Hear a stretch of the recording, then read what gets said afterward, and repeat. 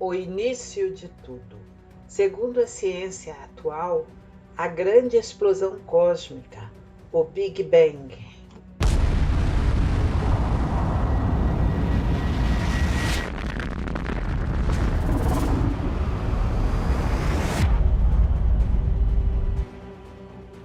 Toda transformação no universo material é precedido pelas transformações e evolução no mundo espiritual, mundo das ideias de Platão.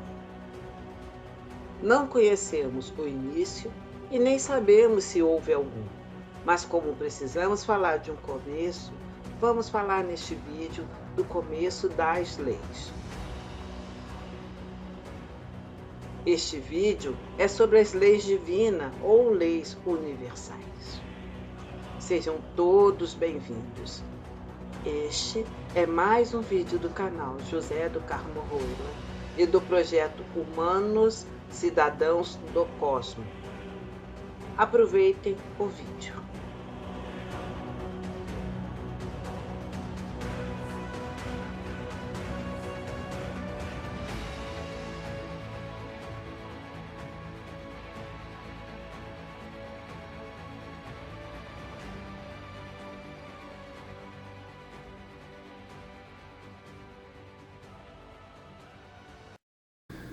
Mais uma vez estamos aqui, pessoal, para falar um pouco sobre a vida, sobre a metafísica, sobre a espiritualidade, sobre Deus, sobre vários assuntos que nós temos falado nesses últimos 3 anos, né?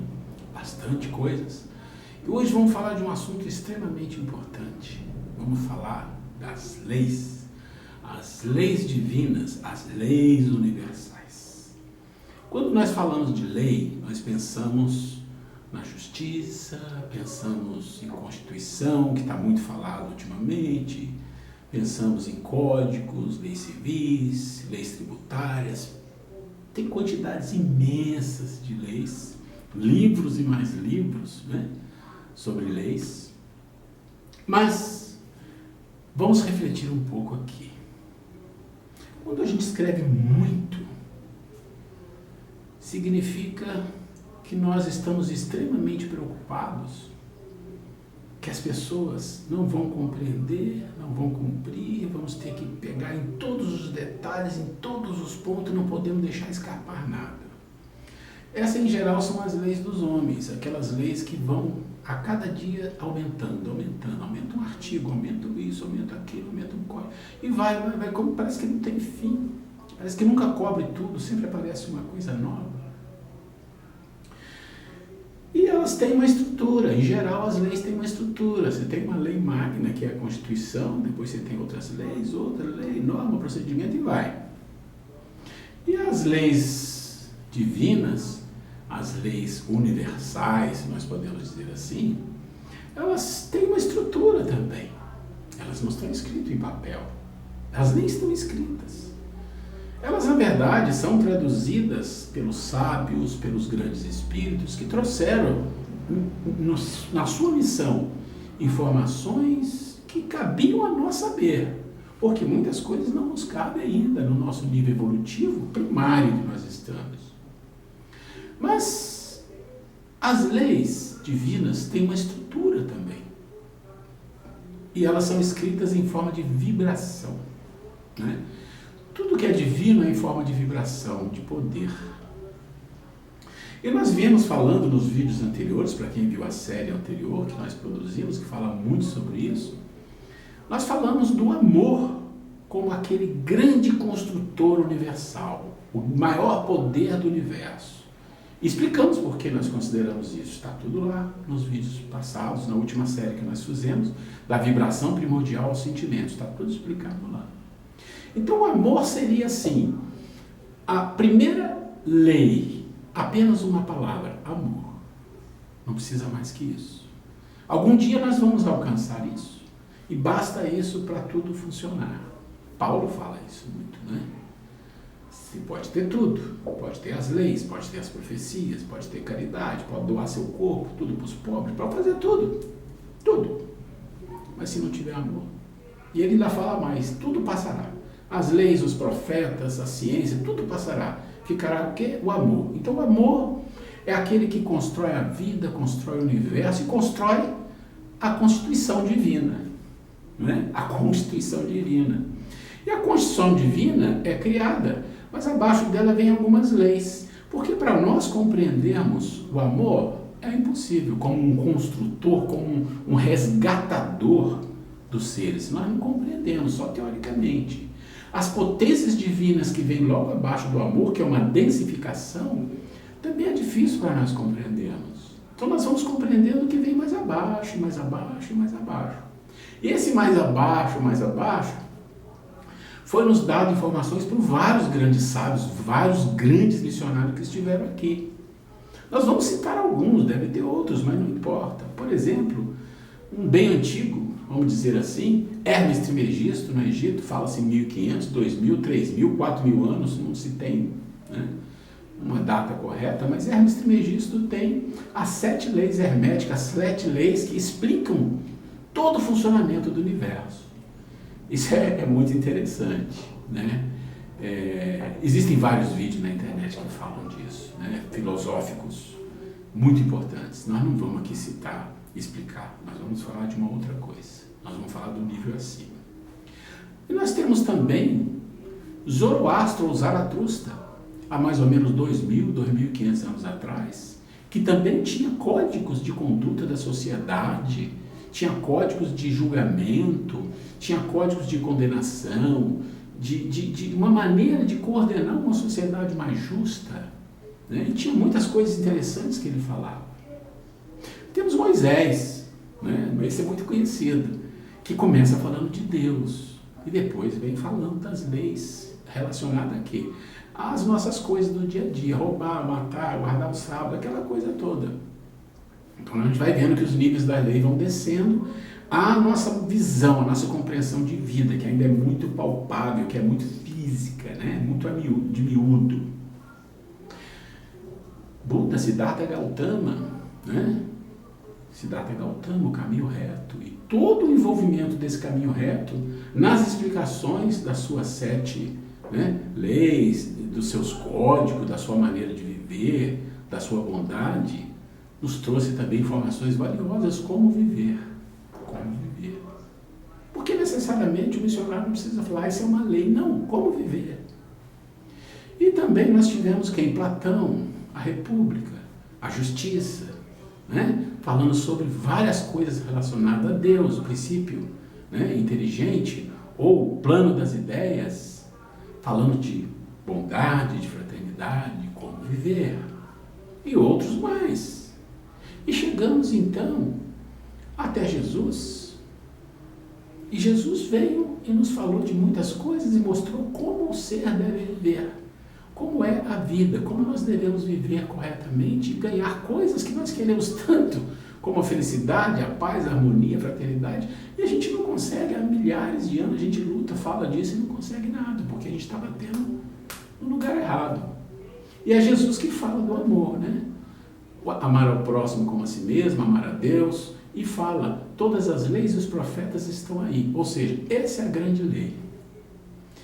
Isso é só para a gente entender o nível de pesquisa que a gente faz, para entender um pouquinho sobre isso. Mas mesmo que a gente entenda bastante sobre isso através desses missionários, que a gente coloca isso de uma forma muito didática, a gente tem que reconhecer que o que a gente sabe é pouco, e o que nos é dado a saber ainda é pouco, mediante o que existe ou que deve existir, que nós não sabemos. Por quê? Porque nós não temos a capacidade, a competência ainda. Temos muito que seguir para compreender melhor as coisas divinas.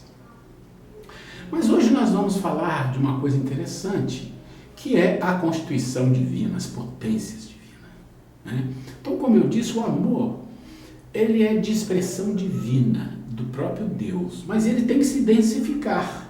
Densificar significa se adequar aos padrões para ajudar aqueles que estão em outro nível. Então, a primeira coisa que o amor faz é se densificar na criação do princípio espiritual e do material. Isso está no vídeo anterior. Quem quiser saber, vai lá, do princípio espiritual, do princípio primordial, sentimentos. Está tudo explicado em detalhe. Mas ele tem que se densificar aí. Mas hoje nós estamos falando de leis da Constituição Divina para o universo, material e espiritual. Então, essa densificação se faz em vibrações. Em vibrações em 4 grandes potências. Então o amor se densifica em 4 grandes potências. Essas 4 grandes potências regem todo o universo. Nós vamos falar dessas 4 grandes potências e vamos situar algumas leis desses missionários dentro dessas potências para a gente compreender. Mas é interessante a gente compreender essas 4 potências. Eu vou mostrar para vocês um vídeo que vai nos mostrar figuradamente a construção, através do poder do amor, dessas 4 potências, onde as leis divinas estão dentro, estão sob, né? Sob. E que potências são essas? Dá uma olhada aí na tela para a gente entender essas potências. A primeira potência é a potência da justiça. É uma potência abstrata, né? Como a maioria das potências. E essa potência da justiça, ela tem uma coisa muito interessante. Abaixo dela vem várias subleis que ela comanda. Mas o mais interessante é que quando a gente fala de justiça, as pessoas imaginam algo poderoso no sentido que vai prender, que vai cobrar, que vai até se vingar, as pessoas consideram como justiça. E na lei divina, na potência divina justiça, ela tem vários subníveis. Mas o primeiro nível que vem nessa potência da justiça se chama bondade. Bondade, olha que interessante. Então vem a bondade como o primeiro nível que precisa ser reconhecido pela potência da justiça, bondade. Então a justiça passa para os outros níveis, mas primeiro ela passa pela bondade. Depois ela tem o Dharma, ou seja, o nosso destino como seres iluminados, que está escrito na potência divina, que está na nossa consciência, que é a nossa direção de vida. Depois ela tem o quê? O Karma, ação e reação. Faz sentido, isso é mais fácil a gente entender. A gente vai entendendo melhor quando chega mais próximo de nós, né? Ação e reação. A olho por olho, dente por dente, né? Assim que a gente entende. Então, ação e reação está dentro da potência divina, da potência da justiça. A lei de compensação, que está lá no Hermes Trismegisto. A lei de ação e reação, que também está no Hermes Trismegisto. Essas são algumas das leis dos subníveis. Mas o que eu queria colocar aqui, primeiro para vocês, é a questão da bondade, como o primeiro nível da justiça. E quero deixar um pensamento aqui. Um pensamento sobre justiça. Muito interessante e muito profundo, para reflexão. E esse pensamento diz assim: existem muitas injustiças no mundo, no nosso mundo. Afinal, quase todos, nesse nível evolutivo, cometemos injustiças, maiores ou menores. Mas não existe nenhum ser injustiçado no universo. É bem paradoxo isso? É contraditório? Não. Perfeitamente correto. E nós vamos comentar rapidamente sobre isso. É exatamente por existir um Deus, por existir uma potência de justiça, que ela não permite injustiças. Todos aqueles que plantam, colhem. Nós podemos olhar uma fotografia e falar: não, isso que está acontecendo é uma injustiça, não pode ser. Normalmente quando é conosco é injustiça. Não existe isso. Não existe injustiça. O que existe é um processo de aprendizado, de crescimento. Qualquer nível de injustiça que a gente catalogue, nós podemos achar, com certeza, uma explicação. E se não achamos, é porque não conhecemos a picture. Toda a novela ou todo o filme, só conhecemos um pedaço. Então essa é a primeira potência. Nós vamos falar um pouco mais dela depois. Depois vocês vão ver uma segunda potência que se chama ordem. Ordem. Então a potência da justiça se instala no universo material e espiritual e depois se instala a ordem, que é abstrato. O que é a ordem? A ordem é que cuida de todas as leis que ordena o universo físico e espiritual. Não é? As leis físicas e as leis espirituais. E ali você tem o que nos subníveis? Os ciclos. Tudo é cíclico. Nascer, progredir, morrer, renascer, progredir. Tudo se transforma. Uma estrela se destrói numa supernova e espalha a vida pelo universo. É uma transformação. Tudo tem um sentido, tem ciclos. Também a correspondência. A ordem cuida dessa correspondência, que as leis funcionem em todos os lugares. Nós não conhecemos as leis todas, mas elas funcionam da mesma forma em todos os lugares, no macro, no micro e no plano espiritual. A criação, a ordem da criação, o processo de criação, o processo de transformação e o progresso. Tudo isso está definido nesta potência chamada ordem. E uma outra potência que nós precisamos falar é a própria vida. A vida é uma potência, é uma grande vibração divina que gerou uma potência enorme, que é a potência do movimento. Ou seja, a vida é movimento. Esse pensamento é muito importante. A vida é todo movimento que acende a alma.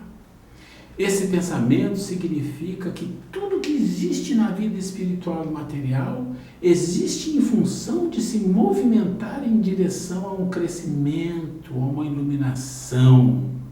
Esse é o propósito da vida, porque ela carrega dentro dela o germe do amor. E o que a vida faz como concreto é o quê? A vida tem o espiritual, o material, ela tem a sobrevivência.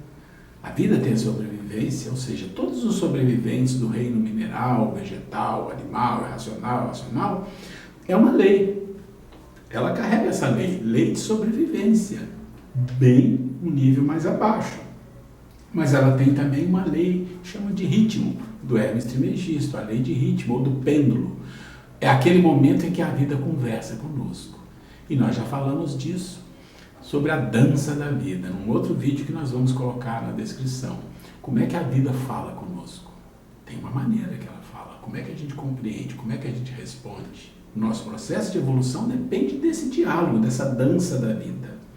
Ela tem também o progresso, porque a vida é de ascensão, ascender, de iluminar, de crescer, de ascensão da alma. Então a lei de progresso está na vida.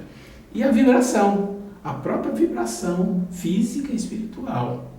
Mas a vida, como eu disse, ela tem um movimento que é concreto e abstrato. O que é abstrato na vida? É que a vida fala com o abstrato e fala com o concreto. Ela tem a capacidade de trazer da potência da justiça, da potência da ordem, do amor, o abstrato, trazer tudo isso e colocar isso onde? Na consciência de nós todos. De nós todos. Então o processo abstrato da vida é a dança da vida, é como ela fala conosco e nós respondemos. E assim ela vai até um dia que nós vamos compreender a vida. E essa dança da vida se tornará um grande balé, uma grande dança para todos nós. Muito bem. E a última potência, a última potência é a potência da iluminação.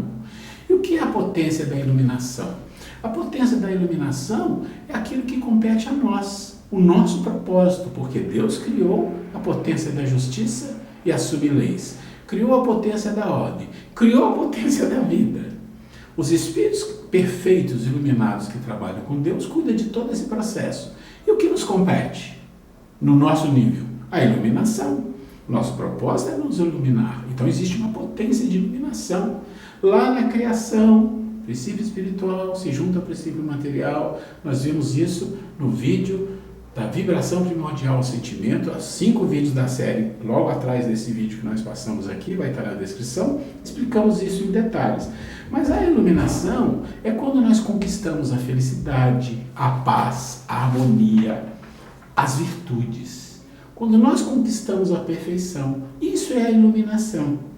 Mas a gente só conquista a iluminação mediante a observância das leis, das potências. Quando nós aprendemos a lidar com as potências, começamos a perceber o que é real e ilusório. Como é que a gente consegue entender o que é real e ilusório? Com o despertar da consciência. Porque a consciência desperta no contraste. Quando você está só no ilusório, você não percebe nada. Você precisa compreender o real.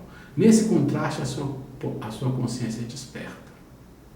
Então, essas 4 potências, abrange várias leis que estão abaixo delas, que nós vamos falar um pouquinho delas rapidamente depois, porque nos interessa mais são as potências. Mas o que interessa também para nós aqui é a iluminação, é o que nós temos que fazer. E nós vamos falar disso, dessa iluminação. Mas eu queria mostrar para vocês um vídeo de 4 minutos. E o que esse vídeo mostra para nós? Eu vou explicar, porque eu não vou falar durante o vídeo, eu vou deixar ele correr, porque ele é muito bonito. Então eu vou explicar esse vídeo, como ele funciona. Você começa vendo o vídeo uma porta que se abre, iluminada. O que é essa porta que se abre? Esse é um símbolo. Esse vídeo é todo simbólico, é preciso compreender os símbolos. Então essa porta que se abre é a nossa consciência que um dia vai se despertar. Um dia a nossa consciência desperta, né? Se é que a gente entende isso, mas a gente já falou muito disso nos vídeos passados. Quando a nossa consciência desperta, abre-se em nós um mundo novo, um mundo de luz, um mundo de compreensão das potências divinas. E ao mesmo tempo que isso acontece, a nossa consciência desperta, ilumina os nossos chakras. Nós vamos ver a figura de um ser com seus centros de força e seus chakras se iluminando. Ou seja, o seu corpo espiritual e material se ilumina. Ele se torna com uma energia poderosa. Logo depois disso, nós vamos ver simbolicamente como se fosse Deus, usando a sua paleta de cores divina, pincelando no universo, né, divino, o quê? As 4 potências. Então nós vamos ver a potência da justiça, a potência da ordem, a potência da vida e a última potência que dá a iluminação, criadas por Deus, pelo nosso Pai. Logo depois disso, nós vamos falar um pouquinho sobre a iluminação, que é muito importante para nós entendermos tudo isso. Então vamos lá.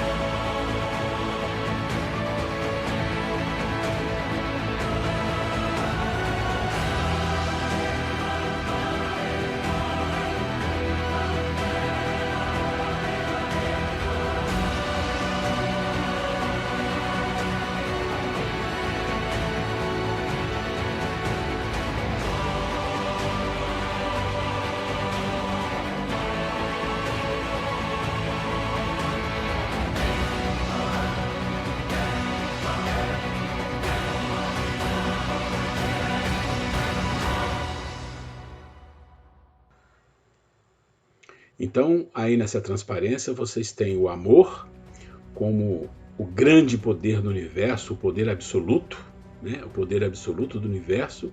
Ele está aí gerando, nesse instante, a sua densificação, a sua vibração vai criar a grande potência da justiça. Essa é a potência da justiça que será criada pelo amor. Esta potência da justiça traz no seu bojo como lei maior a bondade, porque o amor está acima de tudo.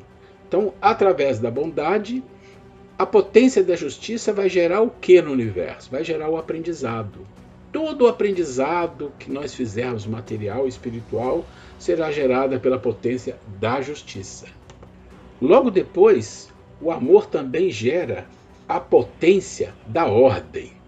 A potência da ordem carrega também dentro de si toda a ordenação física e espiritual do universo, todas as leis que regem as movimentações, as ordenações, as sequências, os ciclos de movimentos de todo o universo físico e espiritual. Logo depois, a potência vida. Potência vida é muito interessante, porque as duas últimas potências são totalmente abstratas. E a vida tem uma coisa muito interessante, ela é abstrata e concreta. Ela é concreta no sentido que ela é a vida espiritual e material, né? Todo o processo de vida material no mundo espiritual e físico, e ela é abstrata porque ela conversa com a potência iluminação. Então ela faz um diálogo, uma dança da vida com a iluminação. Então ela tem essas duas características. Então ela traz da justiça, ela traz da ordem e fala com a vida. Ela que faz a interlocução com a vida e com a iluminação. A potência de iluminação representa a vida física e espiritual em todo o universo. E ele recebe da potência vida tudo o que ele precisa, tudo que os seres precisam para se iluminar, recebe da própria vida. Na dança com a vida, nós e a potência vida que traz da potência justiça e ordem, aprendemos, nos iluminamos. Mas nós vamos falar um pouco de iluminação já já. Então, pessoal, nós acabamos de ver aí 4 minutos de vídeo, né? Esse vídeo é simbólico, é um vídeo com uma produção simples, mas que ele quer representar na primeira dimensão, que é a dimensão onde moram os Elohims. Então, se nós pegarmos a Bíblia hebraica, ela não fala de que Deus criou o mundo, fala que os deuses, Elohim no plural, ou seja, aqueles espíritos do nível de Jesus, igual a Jesus ou acima, não importa, mas que não estão no nível de um Deus absoluto e que eles são os mandatários para a criação do mundo, para a manutenção do mundo, para a coordenação do mundo e a criação das leis mediante a lei maior absoluta, que é a grande constituição do universo, que é o amor. Então vocês viram aí, de uma forma simbólica, a criação das grandes potências. E nós falamos dela com mais detalhe anteriormente. Mas o que eu queria falar agora para vocês são duas coisas. Uma importante é a questão de como elas se organizam, como elas se relacionam. Porque se você pegar a Constituição Absoluta, a única lei ou poder maior que é o amor, é dele que origina tudo. Mas ele criou então as potências para tomar conta especificamente de toda a criação do universo espiritual e material. E nós vimos aí a potência da justiça, a potência da ordem, a potência da vida e a potência da iluminação. Ok. A potência da justiça, nós temos que compreender duas coisas básicas dessa potência. Não precisamos nos apegar em todas aquelas leis, a gente sabe que tem a lei do karma, tem o dharma, ação e reação, tem tudo isso. Mas nós temos que pensar em duas coisas básicas da potência da justiça. Duas. Uma, bondade. A justiça sempre vem com a bondade no primeiro plano para todos os seres do universo. 2. Aprendizado. A função da potência e justiça é a bondade e o aprendizado. E como ela é justa, ela sabe balancear muito bem isso tudo. As potências, todas elas se comunicam. Então a potência e justiça encaminha para a potência vida todos os seus atributos, sempre em comunicação com a potência vida. A potência ordem manda os seus atributos para a vida, para todo o universo, sempre em comunicação. E a vida tem a capacidade de ser abstrata e concreta. Abstrata porque ela fala com o amor, fala com as potências da justiça, com a potência da ordem. E o que ela faz? Ela se comunica com a potência iluminação. Por quê? Porque é a dança da vida. Ela traz as informações da justiça, da ordem, do amor para nós. Desde a nossa criação. Eternamente isso vai acontecer. Então a iluminação não é um processo, iluminou e acabou. Não. A iluminação é um processo que não tem fim, é eterno. Ou seja, os seres, desde quando foram criados há bilhões, trilhões de anos atrás, estão no processo de aprendizado. Eles vêm num processo de aprendizado. E esse processo de aprendizado tem um marco muito interessante, que é a razão. Quando a razão aporta no ser, o Australopithecus, o Homo sapiens e todo o universo. Por quê? A razão é o maior combustível que gera o processo de iluminação. Porque a razão nos permite perguntar, conflitar. Então o conflito, o questionamento, leva o ser à busca, à iluminação, à busca da verdade. É claro que, em geral, a gente não percebe isso no mundo, porque não chegamos nesse nível, mas estamos caminhando. Então, a iluminação é quando a razão pergunta e não tem resposta. Quer ver uma coisa muito interessante, um exemplo? A pergunta sobre Deus. Existe ou não existe Deus? Tem muitas respostas, tem da ciência, tem da religião, é a fé, é a crença, é isso e é aquilo. E existe a questão da causa e efeito, que é um respaldo bastante interessante sobre a questão de Deus. Isso ainda não é possível, não foi possível, mas não importa isso é assunto para um próximo vídeo. O que interessa aqui são aquelas perguntas que a gente fica como se fosse um cheque, né, do xadrez, um checkmate, mas não tem checkmate, só tem um cheque, né, porque a resposta virá algum tempo. Quer ver uma pergunta interessante da nossa razão? Se existe Deus, criou todo o universo, criou os espíritos, criou a matéria, criou tudo, para quê? Para nós aprendermos, para nós evoluirmos, para nós nos tornarmos Elohims, para nós chegarmos num nível, tá bom, mas para quê? Ou seja, a razão não está preparada para algumas respostas. A razão ainda é um germe nesse mundo em que nós vivemos. Um dia nos tornaremos humanos e a razão vai eclodir. Mesmo assim não será suficiente. A razão precisa de iluminação, precisa de luz. Quem é que dá luz para a razão? Os sentimentos, que nós falamos na série passada, explicando a diferença de sentimento para emoção, as virtudes. Elas vão iluminar a razão e a razão vai elevar a sua capacidade e poder entrar em algumas verdades que hoje não pode. Esse é o processo de iluminação, né? Então a iluminação recebe da vida, através da dança da vida, quando a vida traz, e a iluminação aprende, e a iluminação responde, e é um processo cíclico. E a vida traz da justiça, a bondade, os meios, as leis necessárias para o aprendizado, traz a ordem, traz o cosmos, não deixa ocorrer o caos. A gente sempre acha que é um caos, a gente vê o mundo, acha que está um caos, não está. Está tudo na ordem, né? Está tudo na ordem. É porque nós precisamos ver a picture, né, maior, né, e compreender a questão da reencarnação, que nós somos reencarnacionistas, a gente fala isso nos vídeos, e na crença em Deus.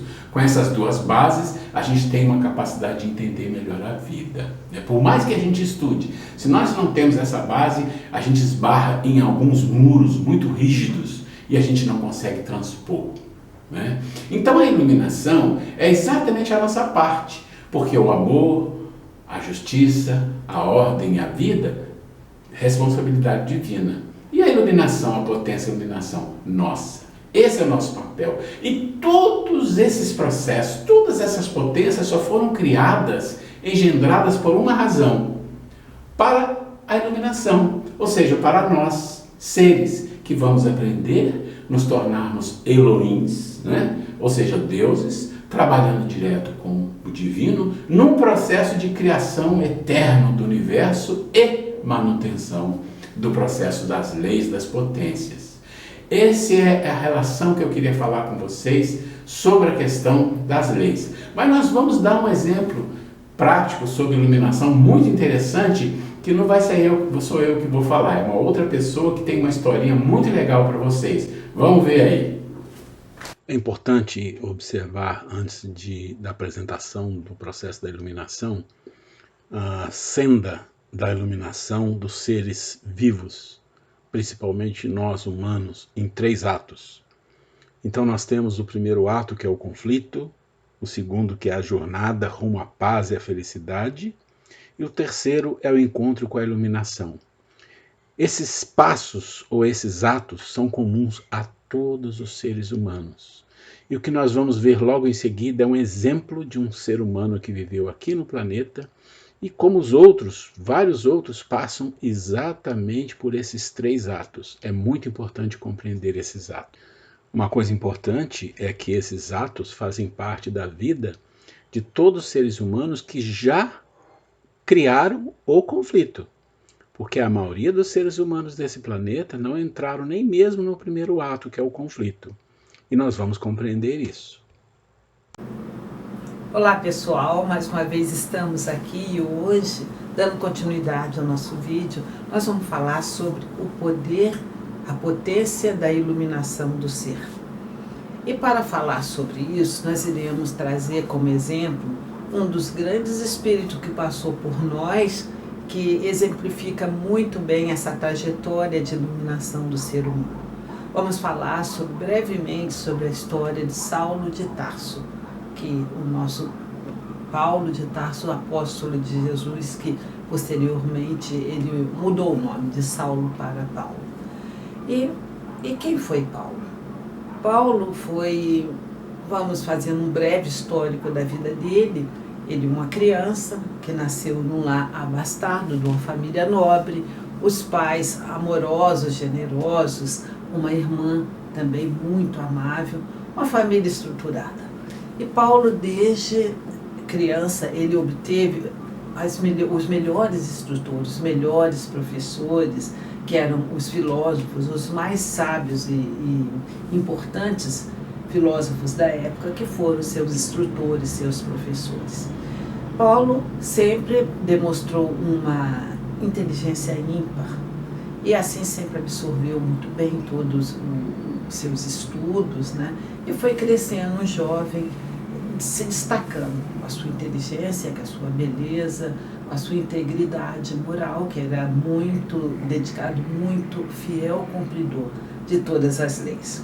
E Paulo, ao chegar à sua fase jovem, adulto, ele tinha uma noiva muito amada, uma moça muito bonita, Abigail, e ainda tinha um dos melhores empregos, que era invejado por todas as pessoas da época. Ele era um doutor da lei no Sinédrio. Mas Paulo depara, nessa sua trajetória de vida, com um problema na época, que foi a perseguição aos cristãos. E ele, como cumpridor da lei de Moisés, ele se viu à frente desse impasse, desse embate de perseguição aos cristãos. E aí começa o grande dilema da vida de Paulo. E nesse processo de perseguição aos cristãos, Paulo se viu numa situação muito conflituosa em sua vida. Sendo ele uma pessoa extremamente cumpridora dos seus deveres, uma pessoa íntegra, ele cumpria seriamente com as leis mosaicas, né? Paulo tinha dentro de si, embora cumpridor das suas obrigações, do seu dever, ele dentro dele, ele com ele mesmo, se via com uma perturbação constante, uma falta de paz interior.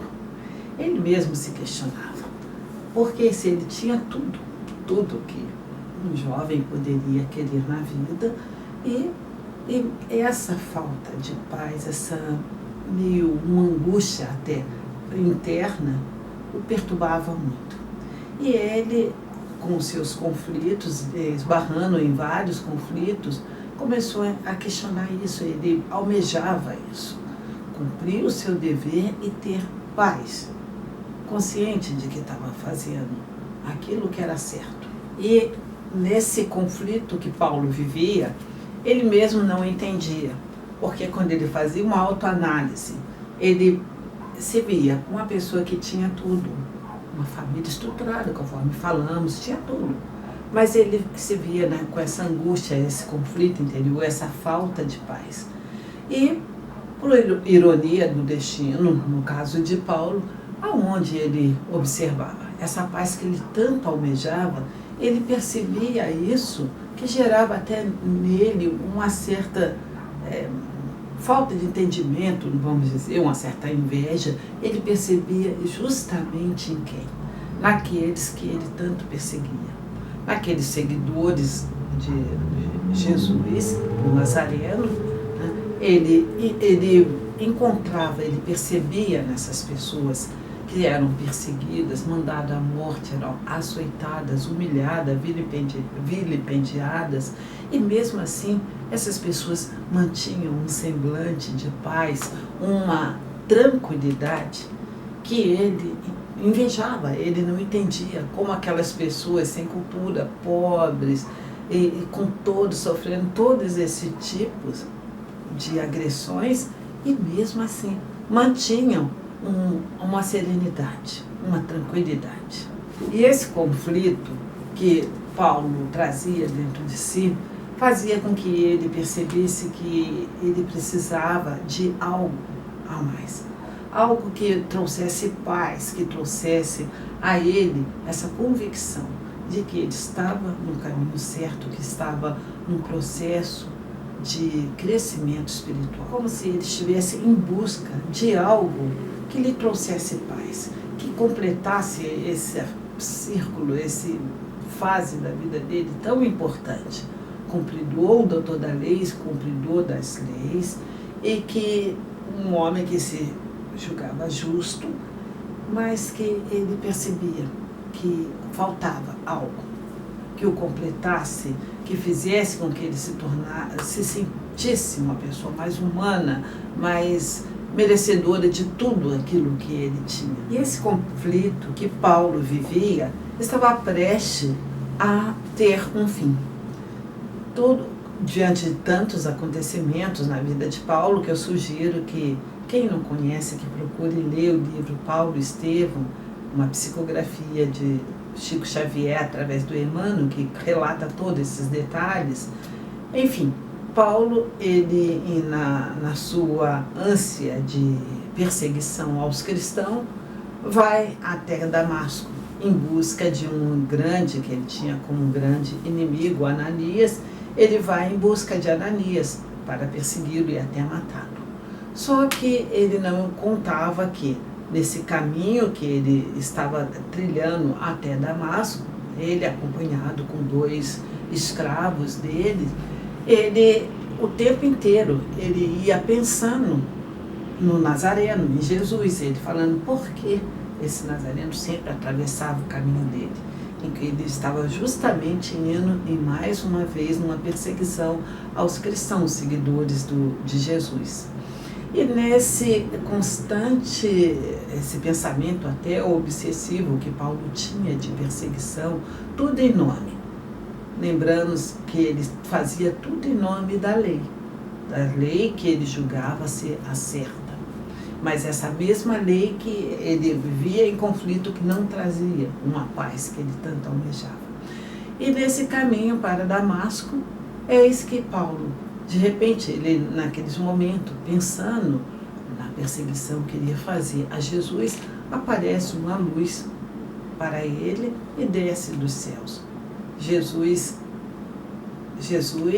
ressuscitado, a imagem de Jesus aparece para Paulo e ele, nesse momento, se prostra diante de Jesus, que ele vê ali confirmado tudo que se falava de Jesus. E aquela energia, a luz de Jesus o envolvendo, Jesus pergunta a ele: Saulo, Saulo, por que me persegues? E Saulo, sem entender de quem se tratava, embora totalmente envolvido naquela energia, ele pergunta: quem sois? E Jesus fala: eu sou Jesus. Nesse momento, Paulo reconhece que tudo que se falava de Jesus estava ali, personificado. Jesus aparece para ele. E ele, envolvido naquela energia, se prostra e nesse momento começa o processo de redenção de Paulo. E após esse encontro com Jesus, Paulo, totalmente entregue, envolvido pela energia de Jesus, ele se vê cego, permaneceu cego por 3 dias, segundo Emmanuel nos relata, que se fez necessário para que ele pudesse refletir, ter uma introspecção a nível de compreensão da necessidade dessa redenção. Paulo se dirige a Damasco e aí começa o seu processo de redenção. Paulo vai procurar os seus amigos no Sinédrio, os seus familiares, com o objetivo de, conforme falamos, ele era uma pessoa muito justa, ele acreditava e cumpria as leis seriamente de Moisés, e ele, ao perceber o engodo que ele estava cometendo, ele vai procurar os seus amigos, os outros doutores da lei, do Sinédrio, seus parentes, e começou aí o seu processo de redenção. Ele vai com aquela ânsia de falar que o quanto eles estavam sendo injustos, o quanto eles estavam equivocados naquelas ações de perseguição aos cristãos, que inclusive relatar que ele tinha visto Jesus personificado. E, para sua surpresa, ele foi totalmente rejeitado, foi tido como louco. Os seus escravos, ao relatarem o que aconteceu na estrada de Damasco, todos julgavam que ele, por causa do calor, tivesse tido um início de loucura, de demência. E Paulo, em nenhum momento, embora sendo rejeitado, sendo colocado de lado de todas aquelas pessoas que ele tinha como amigos, como companheiros no Sinédrio, ele não desiste de sua postura. E assim começa a ser discriminado, sendo colocado de lado, e ele persiste. E começa aí a grande volta ao crescimento espiritual, à sua ascensão. Paulo, em nenhum momento, ele negou aquilo que ele percebeu que era o correto. Paulo vai para o deserto, passa por 3 anos, trabalhos rudes, abandonou toda a sua riqueza, ele foi abandonado pelos familiares, perdeu o seu emprego, a sua fama, tudo que ele tinha, o seu poder, passou a ser até perseguido pelos seus próprios companheiros, né? E mesmo assim, em nenhum momento, ele desistiu do seu objetivo, do seu foco. Paulo, então, para se fortalecer, ele permanece no deserto por 3 anos, se fortalecendo, conhecendo mais sobre a história de Jesus, e quando ele retorna, começa o seu processo de ascensão espiritual. Ele começa a pregar, que ele era um pregador exímio, tinha uma oratória perfeita, ele era um homem muito inteligente, e começa a usar todo o seu potencial, falando, admitindo ter errado. E, como sabemos, a vida todas as nossas ações têm uma reação. E Paulo não foi eximido disso, ele tinha que reparar o seu tempo que ele foi perseguidor, que ele, doutor da lei, que ele perseguia, que mandava muitas pessoas morreram, perderam todos os seus bens, todo a mando de Paulo de Tarso, e ele tinha que também reparar isso. A vida iria, na hora da contabilidade da vida, teria que ser feito esses acertos. E Paulo, sabedor de o que ele queria, sabedor de qual era o caminho que ele teria que seguir para conseguir a sua ascensão espiritual, aquela paz que ele tanto sonhava. Começou nesses momentos, a paz interior dele começou a florescer justamente quando ele começou a mais sofrer. E Paulo, o caminho de Paulo de redenção foi dá até para a gente descrever.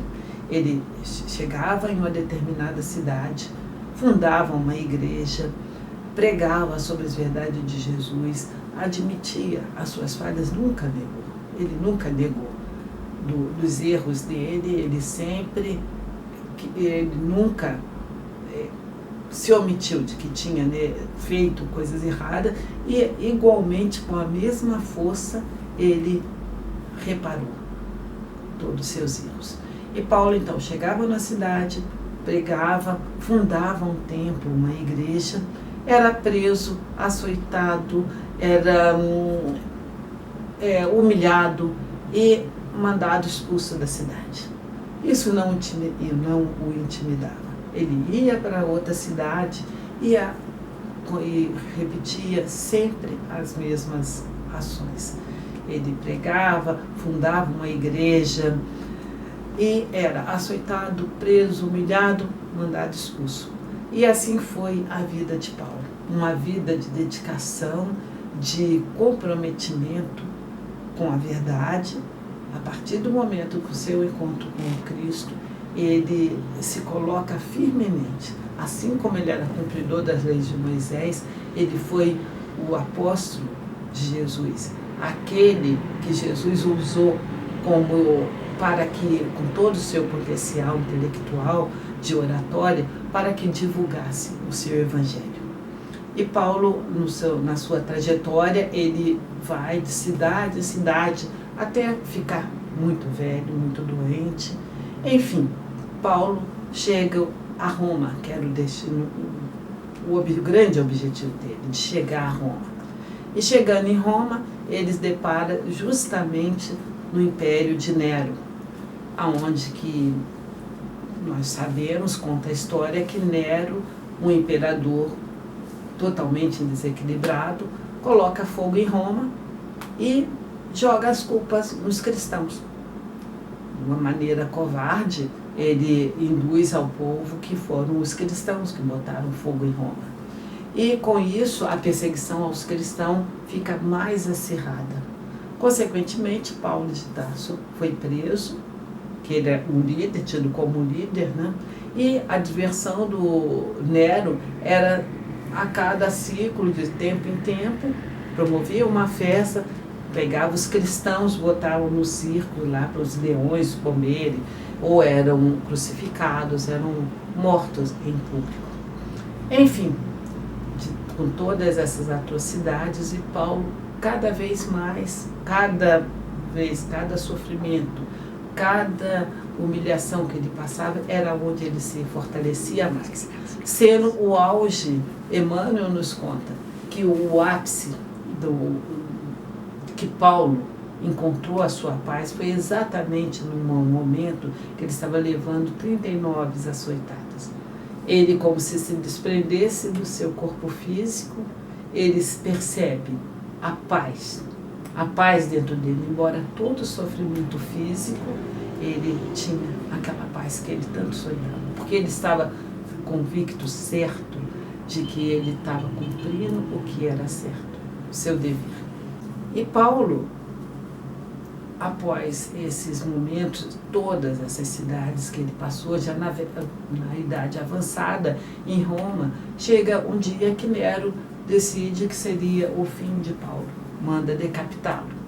Conta a história que os próprios algozes de Paulo acabavam se tornando amigos deles, e que foi muito difícil, inclusive, para aquele que foi designado de decapitar Paulo, que ele chegou perto de Paulo e pediu até perdão por ele ter que fazer aquilo. E Paulo serenamente fala para ele: você não precisa se desculpar comigo, porque eu vou sair daqui para um lugar melhor, você ainda vai ficar aí nesse meio, né?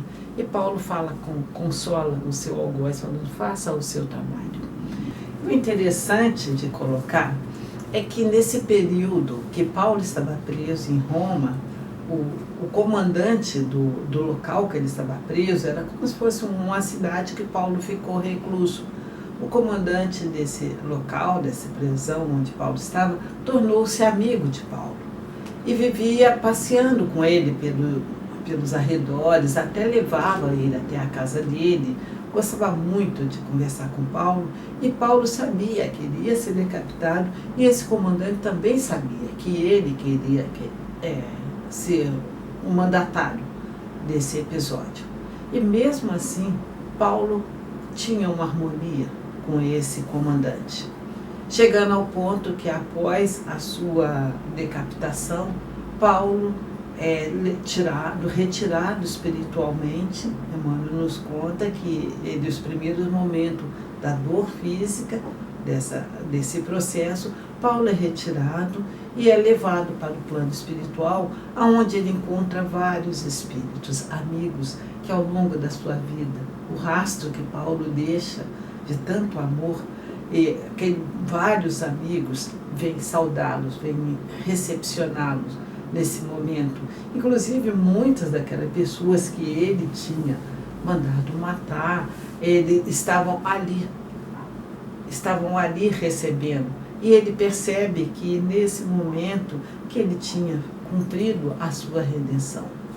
E o mais bonito da história de Paulo, o momento mais emocionante da sua história, é quando ele pede aos espíritos que o levem até Jerusalém, onde Jesus tinha sido crucificado. E ao chegar lá, ele começa a repassar toda a sua vida, tanto da época de Saulo até aquele momento. Ele, Paulo, ali já desencarnado, e para sua surpresa, mais uma vez, eis que surge uma luz vindo do céu, o céu se abre, e quem vem recepcionar Paulo? Jesus. Ao seu lado esquerdo estava a sua noiva Abigail, que ele tanto amou, e do outro lado o irmão de Abigail, Estevão, que foi como anjo da guarda do Paulo durante todo esse processo, e cujo o Paulo também mandou matar o Estevão. E nesse encontro, Paulo ascende com Jesus aos plano espiritual. Essa é a história de Paulo e de um exemplo de ascensão espiritual.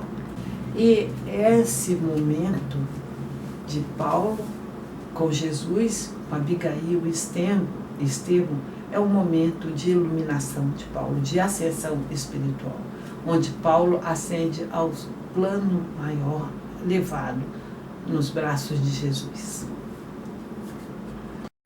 E assim chegamos ao final de mais um vídeo sobre as leis universais, e o nosso próximo vídeo será sobre vícios e virtudes. Aguardamos vocês, espero que tenham gostado, e até breve. Um abraço a todos.